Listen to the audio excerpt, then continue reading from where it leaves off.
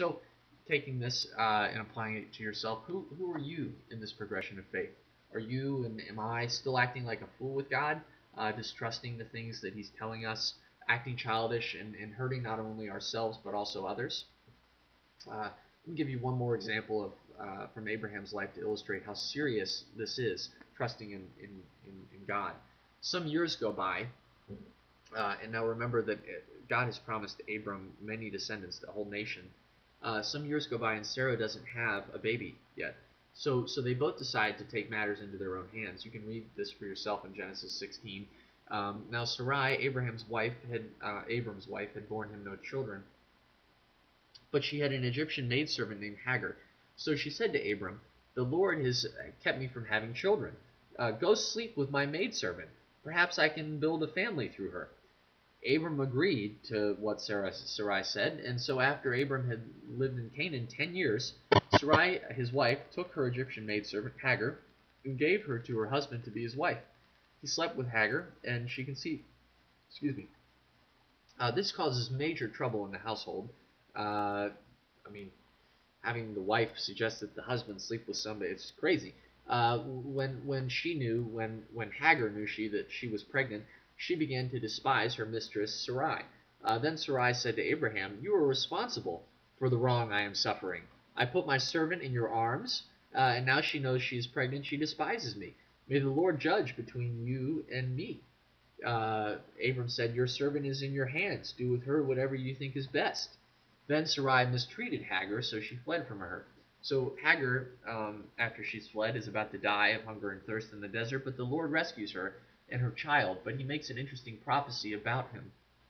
He says, this is in Genesis 16 still, verse 11 and 12. "The angel of the Lord also said to her, 'You are now with child, and you will have a son. You shall name him Ishmael, for the Lord has heard of your misery. He will be a wild donkey of a man, and his hands will be against everyone, and everyone's hand will be against him, and he will live in hostility towards all his brothers.'" So, who are Ishmael's descendants today? The Arab peoples. Isn't this prophecy still being fulfilled in our present day across the pages of our newspapers? Ishmael's descendants are still living in hostility towards their brothers, the Jewish people. Abraham's act of distrust in God and disobedience towards God ended up affecting the history of our world. The Middle East has been a powder keg of conflict for 4,000 years and shows no signs of letting up. Pardon my email. Please, when you are tempted, and I mean this for myself, when I am tempted, when we are tempted to be impatient with God, to think He's being too slow in responding to our prayers, think twice. Think 3 or 4 times, or however many times, whatever it takes, before taking matters into your own hands, before trying to do something because you think God is being too slow, or that He's forgotten about you. Don't be a fool. Though you can be forgiven, it'll have consequences. So let's move on to another patriarch. This is Jacob. So on your little sheet, you can write next to his name that he's a conniving, cheating jerk. Again, not maybe what we would expect for a patriarch. The jerk is Jacob. He's Abraham's grandson, and jerk is almost too mild a name to call this guy. He was self-seeking, self-centered, self-promoting. He was a hustler. He was born as a grasper. He came out of the womb holding his brother's heel. He steals Esau's birthright, the promise God made to Abraham, with a bowl of stew. The original gangsta. He stealing stuff with stew. He originally saw an opportunity, and he just took advantage of it.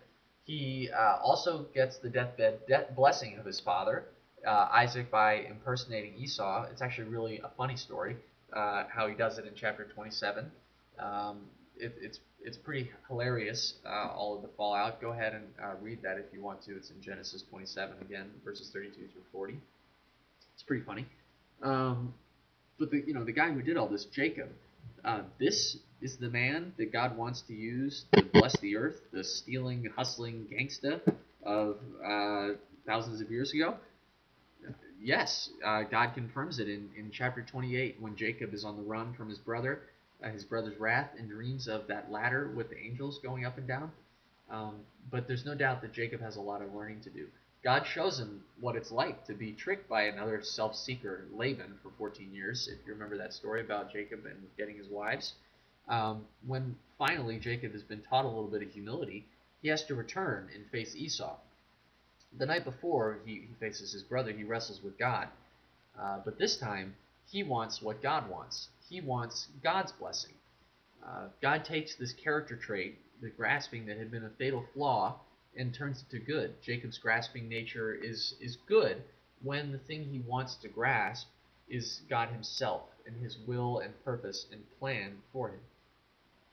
Having faced God, having been reconciled with God, he can now face his brother. We won't read it, but the story of their kind of climactic emotional reunion and reconciliation is found in Genesis chapter 33, verses 1 through 11. So, how about you? In what ways are you like Jacob? Self-seeking, self-centered, self-serving, self-promoting? In what areas do you want in what areas do you want what you want, even if it's at the expense of others? In what ways are you wrestling or striving with God? Will you offer your fatal flaw, whatever it may be, to God so that he can turn your greatest weakness into his own strength?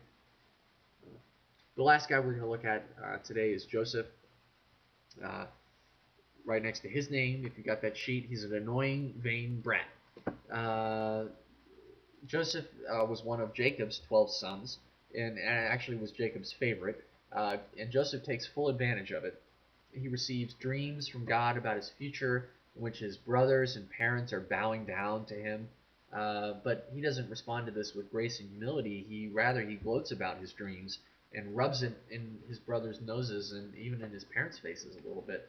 But his parents still see him as the dream child, and they give him this multicolored coat from his dad because he's the favorite, and it reveals how special he is in his dad's mind. If any of you guys have seen that movie Joseph and the Amazing Technicolor Dreamcoat, I think it is. Yeah, there's some great songs where he's singing, and watch it. I mean, you get the sense of how self-important he is. But Joseph gets exactly what he deserves, and even more from his brothers. They throw him in a well, and they sell him into a slave in Egypt. And when they take him to Egypt, he becomes trusted by his master, but he's betrayed by his master's wife and thrown in prison. So he's kind of on this roller coaster ride of up and down and up and down, and finally he ends up in prison.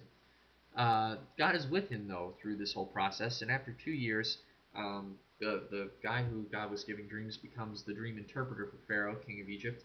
Pharaoh rewards Joseph by making him second in command over the entire kingdom, and Joseph uses his position to save Egypt and many of the nations in the Middle East from a 7-year famine.